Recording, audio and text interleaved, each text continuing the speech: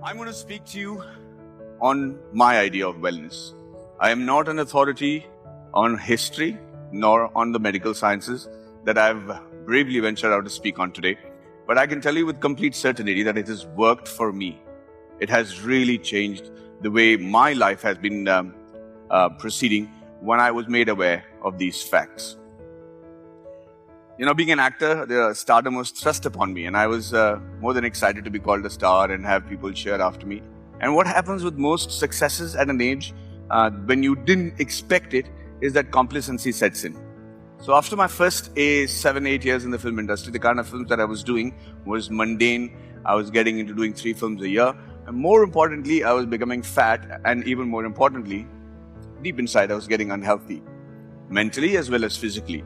Mentally, because complacency is one of those stages where it starts completely, you start living in what I call the 30-second rule, which is, you must be aware that when you're in stress and you get up in the morning every day, you're brushing your teeth, you're thinking about whether to have breakfast before you go to work or have breakfast at work. When you're actually having a shower, you're thinking, instead of concentrating on the shower, you're thinking, as soon as I get out of the shower, I have to wear these clothes and then probably take this route to the office. When you're driving the car, you're living another 30 seconds ahead saying, as soon as I reach the office, this is the first call I have to make. And what happens is, you're never actually in the moment that you're doing a particular activity. How many of you all really enjoyed a shower recently? Not had a shower. Enjoyed a shower. When I say enjoyed a shower, is actually look at every part of your body that you're cleaning and in seeing how it feels, being there in that one, and that is what meditation is all about, is being in the moment. This 30-second rule, I realized, was what is happening in my life. I was thinking about what I'm going to do after the shot while doing the shot. I was thinking about what I'm going to do after this pack-up is over when I'm in the shoot. And as a result, I was never actually present completely in what I was doing, and that was never the best formula to excel. So when this complacency set in and I became unhealthy, I decided to go and meet a doctor. Like all of us do today, we want to do all the research in the internet before we go and meet the doctor, because we want to seem sure of what is happening with us and help the doctor in his diagnosis of our issues. I have a neighbor whose name is Dr. Manoj, and he tells me a story about how this patient came to him after doing all the research. He was living in the ghettos in Bombay. Abdul, he came and said, Dr. Saab, my wife is unwell. There is something wrong in her stomach. You have to do an operation. Abdul said, yeah. The doctor said, let me examine the patient first. Or why did you bring her to me? You could have just taken and done the operation on your own. He said, Nahi saab, aap dekho, see what is to be done. And sure enough, Dr. Manoj checked him and they found out that she did have an appendix, an infected appendix. So they did an appendix surgery and she was cured. 1.5 years later, Abdul calls doctor again, exactly 1.5 years later. He says, Dr. Saab, I'm bringing my wife. She's got appendix again. You have to do the surgery and take it off. So now Dr. Manoj is getting a little upset. He said, yeah, listen, let me be the doctor. Let me do all the diagnosis. You just bring with your wife with a complaint. He said, no, I'm telling you the same thing. Just take out the appendix, she'll be fine. And the doctor was really angry. He said, listen, you going to teach me how to be a medical officer? There's one human being has only one appendix. This has already been taken out. And he's yelling at Abdul, and Abdul waited for him to finish. And he said, ma'am, sir, I understand that one human being can have only one appendix. But a man can have 2 wives, no? So, hey. I find it tough to manage with one. I don't know how Mr. Abdul does it. But the thing is, so when I went to the doctor, he said, high triglycerides, this problem, that problem, all the issues. And I said, what do you want to do? He said, I'm going to give you medicines. It was a quick fix.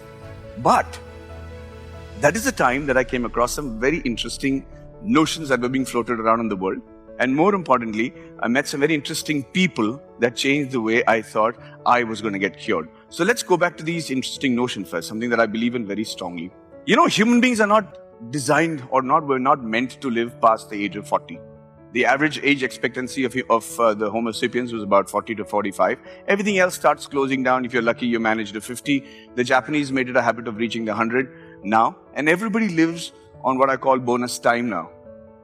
The problem is mentally we do not prepare for the next 40, 50 years of our extended life. And what happens is many people think that retirement is retirement from life, or when a certain sort of unhealthy situation sets in, they think that's the end of it.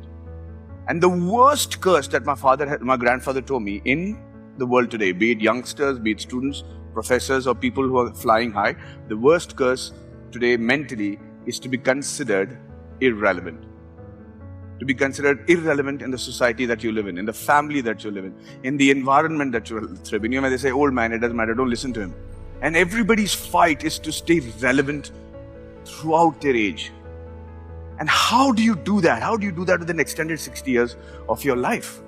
And I was very curious about it because I see my parents, I used to see my relatives give up. And it's like, fine, I'm happy. Iske upar kya hone wala hai? They're happy. But they were still alive mentally. And it was becoming more and more difficult to see them lose control of their lives because mentally they were very sedated. That's when the research hit in. They were, we are supposed to be, if you went by the Darwin's theory, the descendants from apes, right? The difference between an Indian elephant, the difference in DNA between an Indian elephant and an African elephant, the similarity is about 98.6%. That's how similar the Indian elephant is to an African elephant. So there's a difference of about 1.4%. Do you know what the difference or the similarity between human being and chimpanzee is? Anybody? DNA-wise? 99.2%. Which means we are closer to the monkeys compared to the Indian elephant to the African elephant. Which means our DNAs are very much similar. And there is something that happened in between which helped us evolve as human beings, and then the primates stayed as them. So the whole world believed very recently, almost 50 years ago, that we were descendants of the chimpanzees. Till they found out, and the chimpanzees, for those of you who don't know, the chimpanzees almost live like a human-like society. They have mates, they have murders, they have conniving, they have wars between the two fractions. They're territorial, they're omnivorous. They are, they would resort to murder. They would steal each other's mates. They would resort to infesticide, all sorts of goods and bads that we human beings share in our world today, which is very evident from the news. And then they discovered a new subspecies of the chimpanzees, which was called the bonobos. Anybody heard about the bonobos? Anybody? I'm creating a biology class here? Okay. But it is true. What I tell you is true. South America, there was another breed of chimpanzees called the bonobos. Very similar to the original chimpanzees. The only difference is their social build-up was extremely different.